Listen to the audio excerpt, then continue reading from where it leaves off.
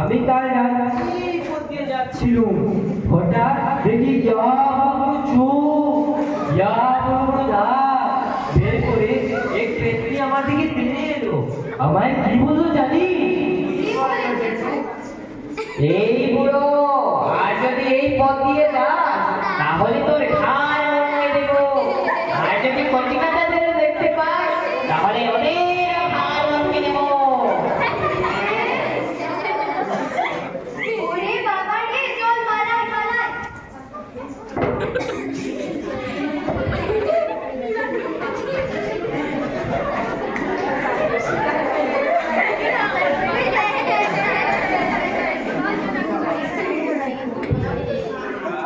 আজ নরেনকে দেখতে পাচ্ছি না কেন? ও আজ জেঠাই আমবাগানে গিয়েছে। আমি কিন্তু যাব না। আমরা সবাই মিলে একসাথে থাকলে ওই পেটে আমাদের কিছুই করতে পারবে না। তাহলে চল।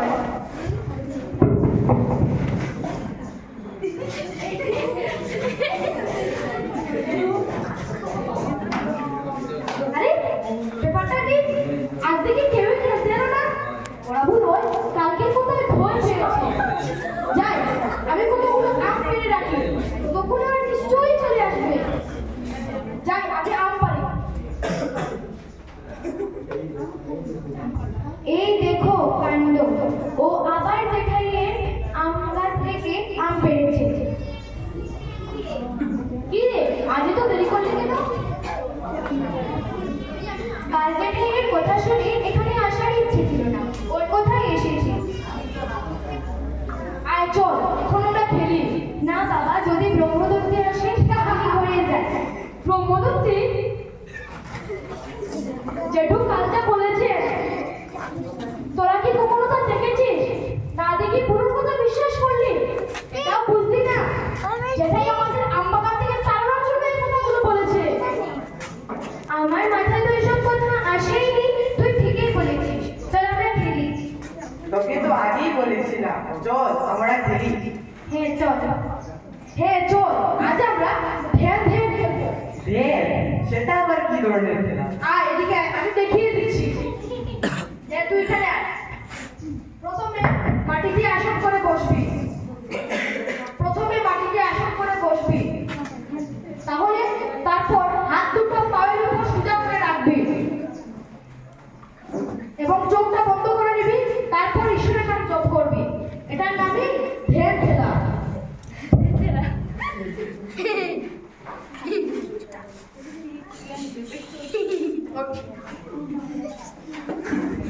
ওরে বাবারে, সাপ সাপ! এই নরেন, উঠে সাপ! তোর সামনে সাপ, নরেন। এই নরেন, উঠ না রে, তোর সামনে সাপ!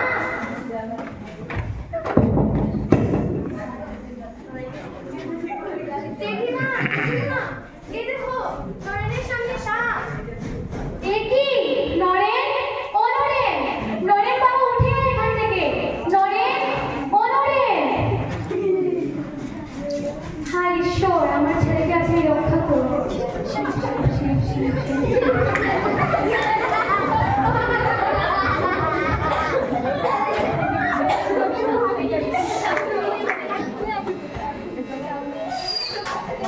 ধন্যবাদ ঈশ্বর, আমার ছেলের উপর আপনার কৃপা দৃষ্টি ছিল বলে আমার ছেলের আজ প্রাণ রক্ষা পেয়েছে।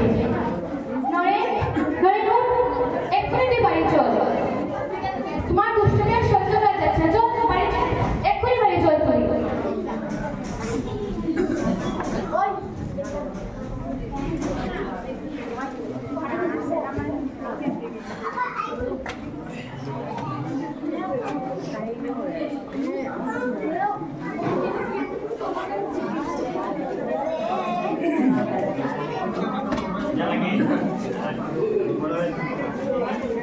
কৃষ্ণ হরে হরে,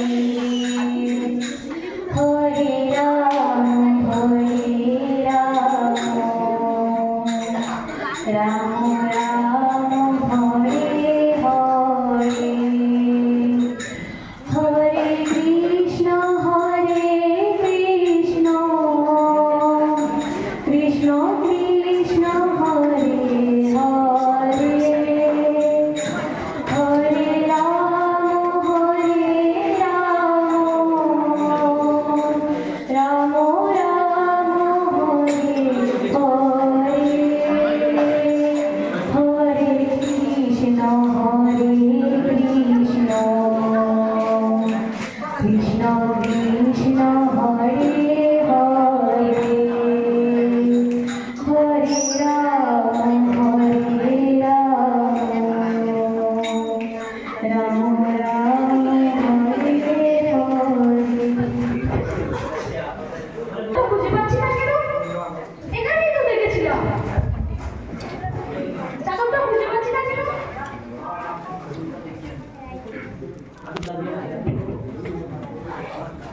এ ভাই তুই কি করছিস রে? ও ভাই কি করছিস তুই? এই তো হয়েছে। চাদর দিয়ে কি হবে রে? কি করবি তুই?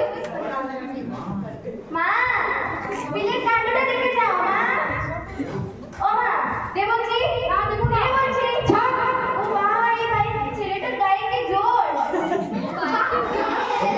মা দেখে যাও মা বিলে কি করছে। কি রে এ তো চেঁচামেচির কি হয়েছে? দেখো না মা বিলে চাদরটা কি করছে। কি করছিস তুই বিলে? মা এই চাদরটা দিয়ে আসে না। হায় ভগবান এই ছেলে ছেলে যারা দেখছি ঘরে আর কিছুই রাখা যাবে না, সব কিছুই বিলে দিচ্ছে কে কে করে। ভগবানের কাছে শিব চেয়েছিল, ভগবান আমায় একটা ভূত পাঠিয়ে দিয়েছে। যাই না মা আচ্ছা ওই লোকগুলো কি ঈশ্বর। আচ্ছা যা আমি যাই মা। হ্যাঁ যা চাদরটা দিয়ে আসি। হ্যাঁ যা।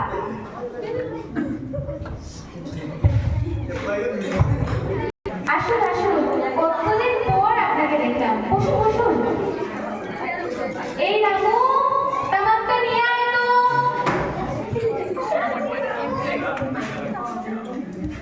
আজ্ঞা বাবু বলুন এতদিন পর আসার কারণটা কি? এখানে দাদা বাবু আপনার তামাক।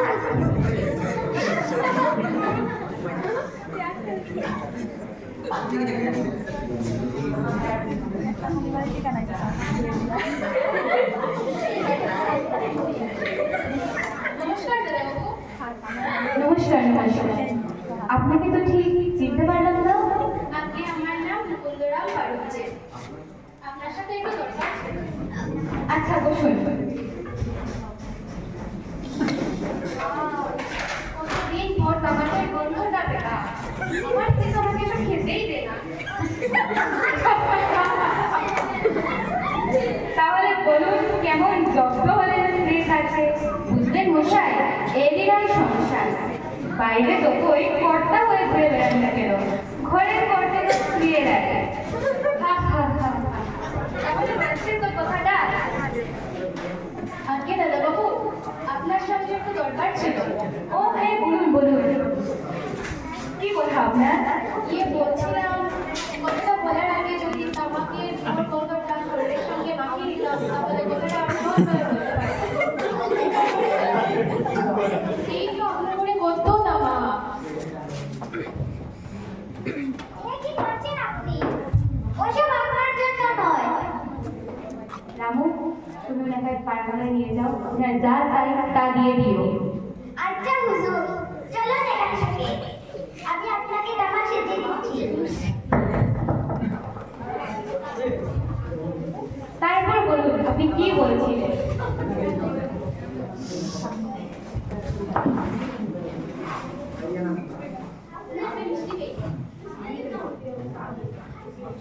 আচ্ছা ঠিক আছে তাহলে আজ এক সময় পেলে একদিন যাবেন। নিশ্চয় যাবেন, চলুন আমি আপনাকে এগিয়ে দিয়ে আসি। রামু এই রামু আমি একটু বাইরে যাচ্ছি, তুই খেয়াল রাখিস। আচ্ছা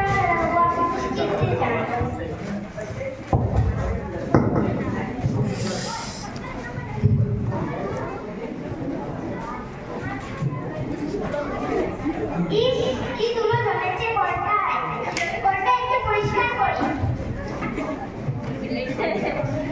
রামু কাকা ও রামু কাকা, ওই যে দুজন লোক এসেছিল তাদেরকে তুমি দুটো তোমাকে সেজে কেন?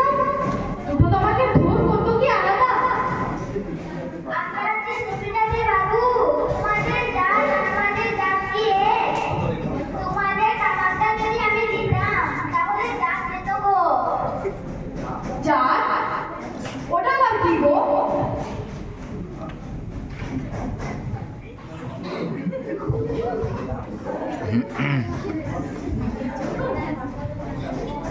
আচ্ছা আমি সবগুলো তোমাকে খেয়ে নেব।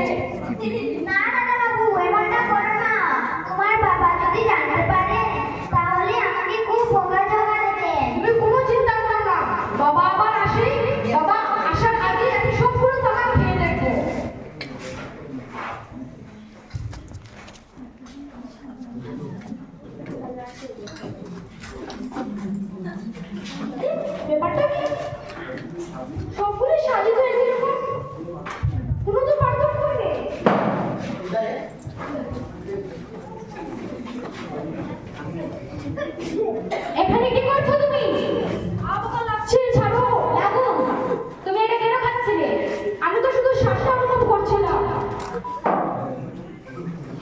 রামু কাকা দুজনকে দুটো নাটক সেজে দিয়েছিলেন। আমায় বললেন যে ওরা নিচু জাতের এবং আমরা উঁচু জাতের। আচ্ছা বাবা, জাত কি গো? জানি না। আগে তুমি আমাকে বলো, তোমাকে আমি যেটা জিজ্ঞেস করেছি, তুমি এটা কেন খাচ্ছিলে? আমি তো শুধু তোমাকে সাক্ষাৎ দেখছিলাম আমার জাত যায় কিনা। আচ্ছা বাবা, আমার জাত যাবে না তো? জানি না, চলো ঘরে চলো।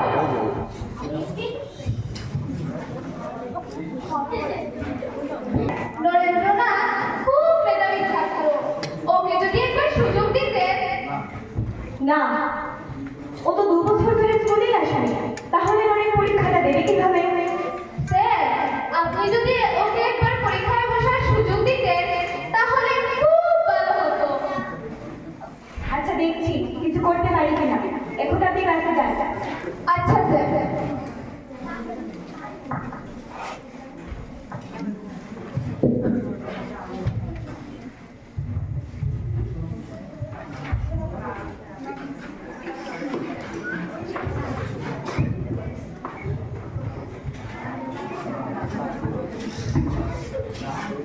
না, আজ কাজগুলো শেষ করতেই হবে। নয়নের পরীক্ষাটাও বোধহয় এগিয়ে এসেছে। আসতে পারি বাবা? ও, তুমি বলো কি বলবে? আসলে আপনার সঙ্গে একটা স্কুল সংক্রান্ত বিষয় নিয়ে একটা কথা ছিল।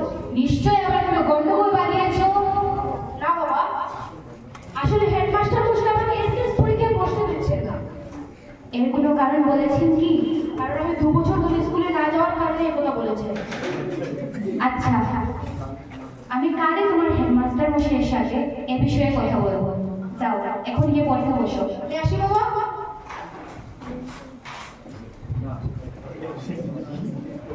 না না, ব্যাপারটা কিন্তু ফেলে রাখা যাবে না। কালই একবার আমার ওর স্কুলে গিয়ে হেডমাস্টার মশাইয়ের সাথে এ বিষয়ে কথা বলতেই হবে। এখন যাই, অনেক রাতও হয়ে গেছে।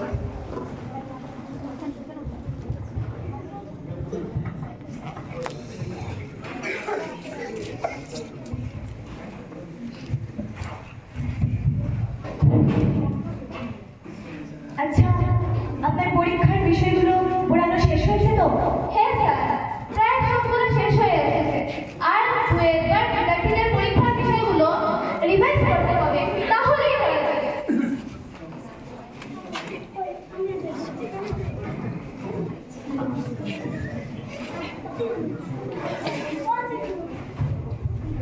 নমস্কার, আসতে পারি? আপনার সাথে আমার একটু জরুরি কথা ছিল। বসে বলুন। কাল রাতে নরেন্দ্রনাথ আমাকে পরীক্ষা দিতে না পারার বিষয়টা খুলে বলেছে। ওকে একবার পরীক্ষায় বসার সুযোগ দিয়ে দেখুন না। আমি বলছি, ও আপনাদের বিদ্যালয়ের সুনাম বৃদ্ধি করবে। তাছাড়া ও অনেকদিন ধরে এন্ট্রান্সের জন্য নিজেকে তৈরি করছে।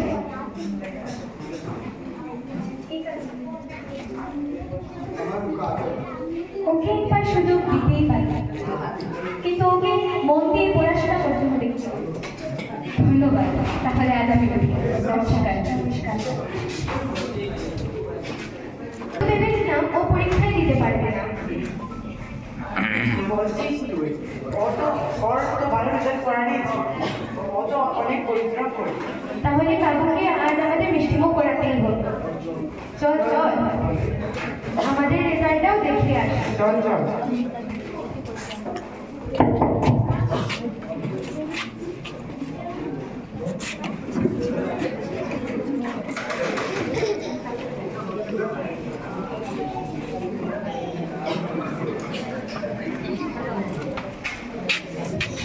অভিনন্দন নরেন, তুই আমাদের স্কুলে সেরা করেছিস।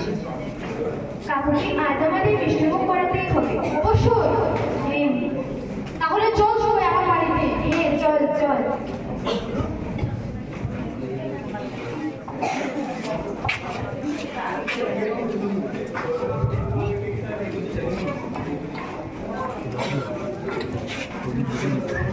কি গো, নরেন তো এখনো ফিরল না।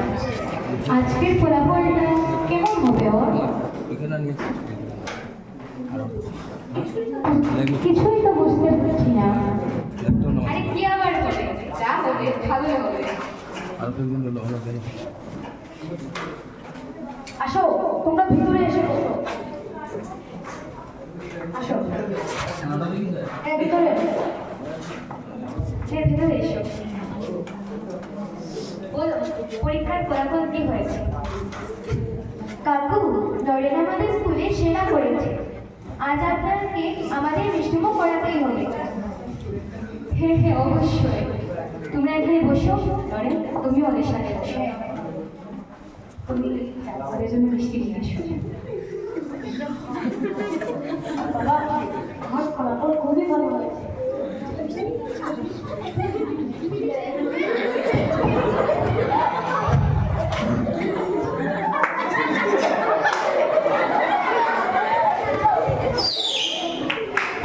সেবা বিদ্যালয়ে যিনি প্রথম বিভাগে উত্তীর্ণ হয়েছিলেন তিনি হলেন আমাদের সবার প্রিয় নরেন্দ্রনাথ দত্ত অর্থাৎ বিবেকানন্দ। বড় হওয়ার পর সন্ন্যাস গ্রহণ করেছিলেন বলে তার নাম হয়েছিল স্বামী বিবেকানন্দ, যিনি বলেছিলেন, আমি বলছি, আমি দীপ্ত কণ্ঠে বলছি, আমি উদাত্ত কণ্ঠে ঘোষণা করছি, পৃথিবীর ইতিহাস, রুখে দাঁড়ানোর ইতিহাস, একটা সম্পূর্ণ জাতির ইতিহাস। আমরা পালিয়েছি, মেঘনার পার থেকে পালিয়েছি, ঝিলমের পার থেকে পালিয়েছি, সিন্ধুর পার থেকে আমরা পালিয়েছি। যারা পালিয়ে যায়, যে জাতি পালিয়ে যায়, তারা রাত দাঁড়াতে পারে না। তাই বলি বারবার, বলি পৃথিবীর ইতিহাস, রুখে দাঁড়ানোর ইতিহাস। নমস্কার।